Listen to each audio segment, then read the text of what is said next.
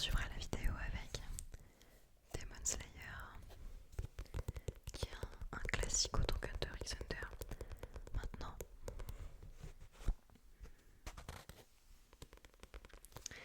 et on clôturera cette vidéo avec... Je vous ai fait une feinte, je l'ai mis à l'envers. Avec GTO.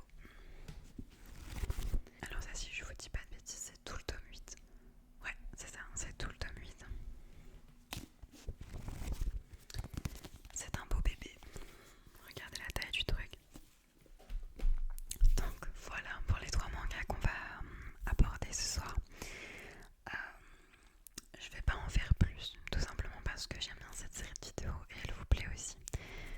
Donc je pense que 3 mangas par vidéo c'est suffisant. Comme ça vous avez le temps de vous endormir et on a le temps d'aborder peut-être plus de choses concernant les mangas. Et surtout, ça en fait plus pour de futures vidéos. Si je fais trop de mangas par vidéo, forcément il y en aura moins. Ben voilà. Commençons maintenant avec Hunter x Hunter. Alors, Hunter x Hunter ou Hunter x Hunter, n'importe, on s'en fiche. J'ai le manga, mais je vais pas faire la puriste. Honnêtement, j'ai vu l'anime. Le manga, j'ai lu le tome 1 et le tome 2, je crois, mais c'est tout. J'ai surtout vu l'anime. Et je pense que, vu mon nom, vous l'attendiez. Alors, pourquoi Neferupito? On en parlera dans une autre vidéo, pas celle-ci. Peut-être dans une FAQ, qui sait, un jour. On verra. Mais vous l'attendiez. Alors, Hunter x Hunter, c'est un pilier. Je pense que tout le monde, ou tous ceux qui l'ont vu, sont d'accord avec moi. Et surtout, ça fait partie des animés ou des mangas que, même si vous ne vous intéressez pas à la culture japonaise ou à l'animation, vous en avez déjà forcément entendu parler à un moment. Que ce soit par des références, ce soit par le biais d'amis, vous l'avez déjà vu passer sur Netflix, sur Crunchyroll. Même, je crois que peut-être que certains rappeurs font des références à Gon, peut-être Rocky Roy, n'importe, dans des sons. Bref, en tout cas, Hunter x Hunter, c'est un monument du manga actuel. Puisque, si je vous dis pas de bêtises, les mangas sont parus il y a vraiment un moment maintenant, je crois que c'était dans les années 90. Corrigez-moi si je vous dis des bêtises, mais il me semble que c'était dans les années 90. Donc c'est un monument, vous avez déjà forcément dû en entendre parler. Alors, donc je reprends, si je vous dis pas de bêtises, donc le manga est paru dans les années 90, fin des années 90 je crois, mais corrigez-moi en commentaire si c'est une faute. Et il a été réadapté en animé aux alentours de 2010, je crois. Là aussi, je suis pas sûre des dates. Moi, je suis là pour faire des analyses, pas pour vous donner les dates exactes. Je suis désolée, mais promis, un jour, je ferai des vraies recherches. Mais les connaisseurs, je sais que vous allez me mettre les infos dans les commentaires, donc si vous avez des doutes, regardez dans les commentaires. Donc, l'anime a été réadapté il y a une dizaine ou une quinzaine d'années maximum. Et donc moi c'est cet animé là que j'ai vu. L'anime est super. Honnêtement, l'anime est vraiment génial et je pourrais pas vous dire par rapport au manga ce que ça vaut puisque je l'ai pas vraiment lu. Mais en tout cas, l'anime je ne peux que vous le conseiller. Et de toute façon, je pense que les plus nombreux d'entre nous ont vu l'anime et n'ont pas lu les mangas. Hunter x Hunter, c'est vraiment quelque chose qu'on regarde. Enfin, je pense.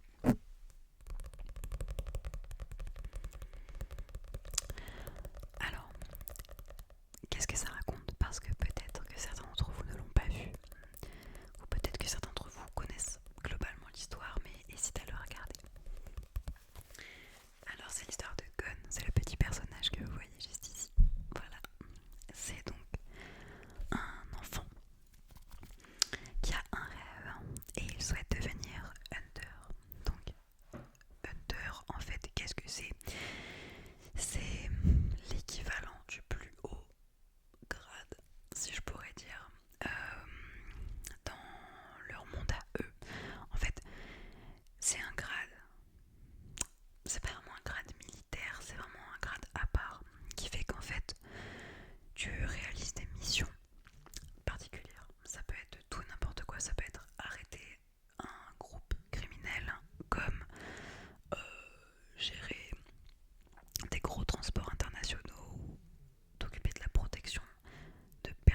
ça peut être un peu de tout, c'est vraiment comme ouais, un peu comme un grade militaire très élevé et réservé uniquement à l'élite. Et donc Gon rêve de devenir un hunter parce que son père est parti quand il était tout petit. Et donc en fait, il souhaite comprendre pourquoi son père l'a abandonné. Et donc, il veut suivre cette trace et devenir un hunter pour comprendre les motivations de son père.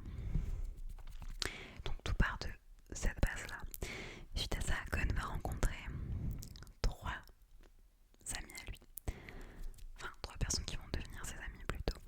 Il va rencontrer donc Kurapika, Léolio et Killua un tout petit peu plus tard. Killua est un garçon de son âge qui lui est le fils d'une famille très connue, les Zoldyck, qui sont des assassins. Donc Killua a déjà des aptitudes pour se battre et a déjà un fort potentiel pour devenir un hunter. Ensuite, Kurapika, il est animé par un désir de vengeance. Son but ultime, c'est venger tout son clan qui s'est fait exterminer par la Brigade Fantôme. Et pour ceux qui sont membres de ma chaîne, vous pouvez savoir que la Brigade Fantôme, c'est votre grade du coup. Alors, la Brigade Fantôme, donc Kurapika souhaite tous les retrouver et tous les tuer pour se venger. Et ensuite nous avons Léolio. Léolio, sous ses airs un petit peu pené si je pourrais dire, et sous ses airs de faux... Comment je pourrais dire ça? Disons qu'en fait il raconte à tout le monde qu'il souhaite devenir hunter pour l'argent, alors que évidemment en réalité c'est ça, mais le vrai fond de la raison c'est surtout qu'il veut avoir de l'argent pour devenir médecin et guérir les gens qui en ont besoin, parce qu'il y a très longtemps il a perdu son meilleur ami d'une maladie et il n'était pas assez riche pour pouvoir lui offrir les soins nécessaires. Donc voilà l'équipe qui accompagne Gon donc tout au long de cette aventure. Maintenant que le résumé global est fait, parlons de pourquoi cet animé est super. Premièrement, c'est un animé qui est très simple à regarder. Je m'explique. C'est pas un animé dans lequel vous devez vous lancer corps et âme, dans le sens où l'histoire est simple et efficace. Death Note par exemple, évidemment, si vous loupez un épisode, vous ne comprenez plus rien et tout est vraiment fait pour que votre cerveau bouillonne tout le temps. Hunter x Hunter, pas vraiment. C'est vraiment un animé qui est cool à regarder et qui est détente, vraiment. Un peu comme One Piece ou Naruto, pendant beaucoup d'épisodes, il y a beaucoup d'épisodes qui sont détentes. Vous n'êtes pas obligé de vous concentrer à fond. Et c'est bien pour les gens qui, comme moi, ont du mal à se concentrer sur les choses. Moi par exemple, Hunter x Hunter, je l'ai regardé alors que j'étais en train de dessiner en même temps, ou alors que je jouais à la Switch, n'importe où. Mais en tout cas c'est cool, parce que vous pouvez suivre l'histoire et comprendre sans vous réserver simplement à ça. Les puristes vont me dire que c'est du gâchis, et je sais, je suis désolée, mais j'ai du mal à regarder qu'un seul truc et à ne faire que ça. Mais pour les mangas, les animés, les films, c'est pareil pour tout, vraiment. Les films, j'ai beaucoup de mal avec les films. Enfin bref, c'est pas le sujet. Donc, premièrement, ça. Ensuite, les arcs sont très différents les uns des autres et les thèmes abordés sont super. Il y a tout un arc qui se passe avec la Brigade Fantôme, la fameuse, et ça va se jouer en fait dans une vente aux enchères. Donc ça va se passer dans la ville, etc. Il y a tout un arc qui se passe dans un jeu vidéo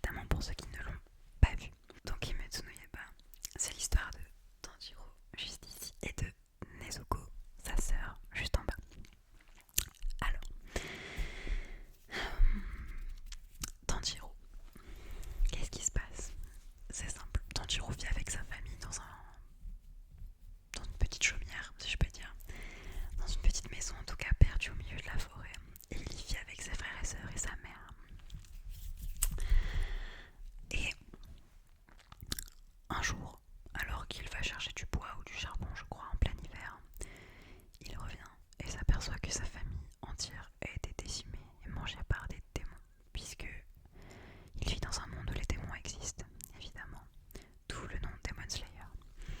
Il s'aperçoit surtout que la seule à être restée en vie, c'est sa sœur Nezuko. Mais le problème, c'est que Nezuko est devenue un démon, elle aussi.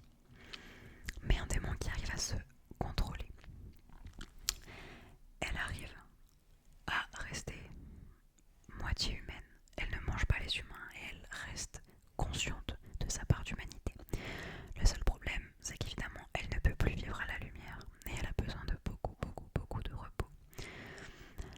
Alors, donc Tanjiro, il va se mettre en tête de protéger sa sœur coûte que coûte, puisque c'est la seule famille qui lui reste, et surtout de trouver un moyen de la guérir et de la rendre humaine de nouveau.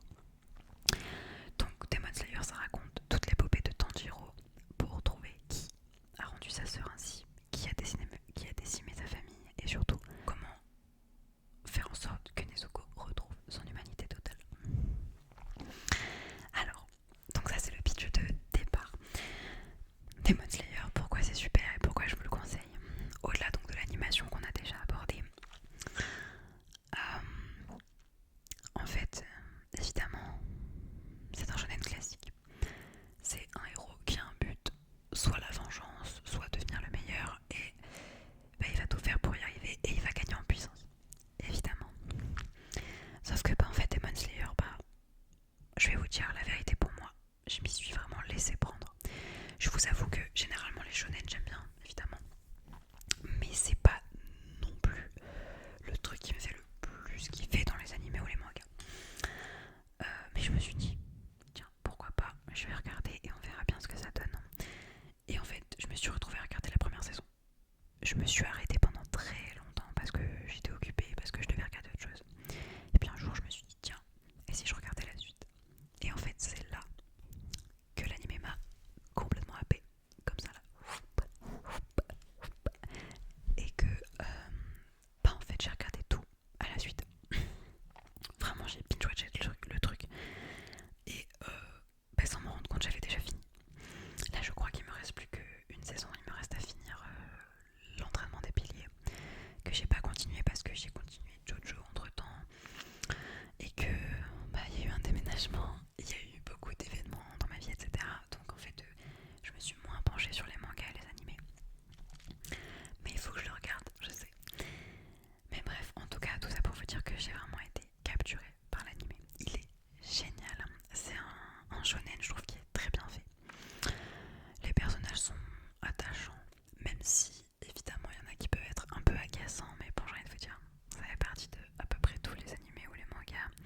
Un peu comme Puck dans Berserk, qui moi m'irrite un petit peu. Ou un peu comme, je pourrais plus vous retrouver son nom, mais vous verrez de qui je parle.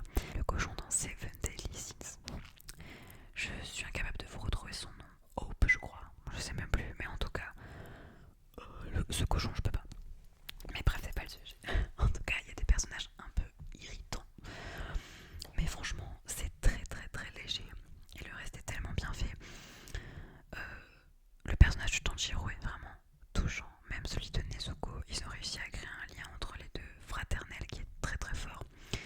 Et je trouve ça cool qu'ils aient créé un lien fraternel aussi puissant et qui change un peu de juste entre frères ou quoi. Là, c'est vraiment frères et sœurs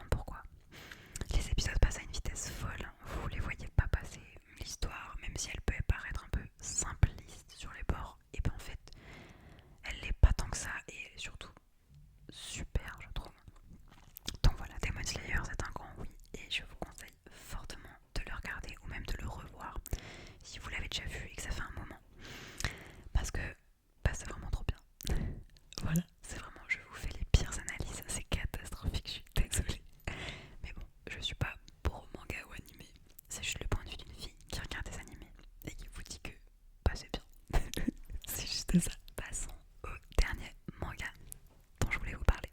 Il est là, GTO, Great Teacher Onizuka pour l'abréviation. Alors non, Onizuka ce n'est pas uniquement un titre de musique de PNL pour les connaisseurs, c'est surtout lui.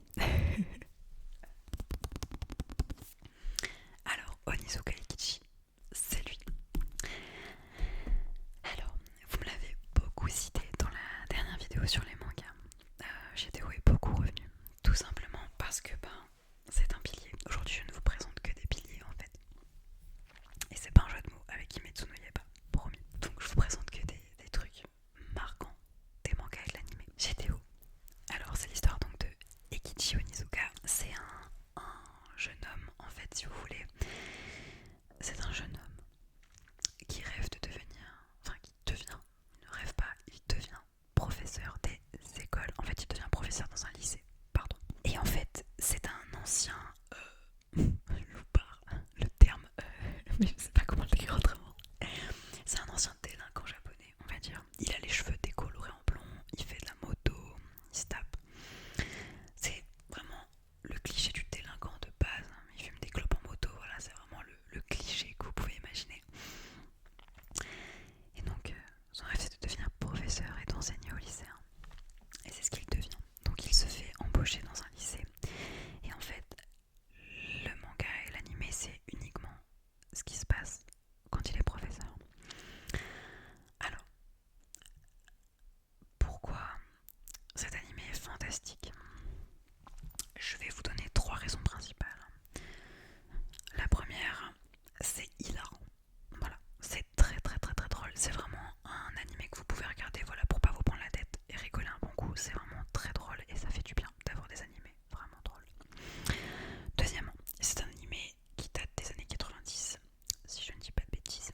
Donc les dessins sont vraiment très particuliers. Mais c'est vraiment ce qui fait le charme. Vous avez déjà vu des mèmes sur Onizuka.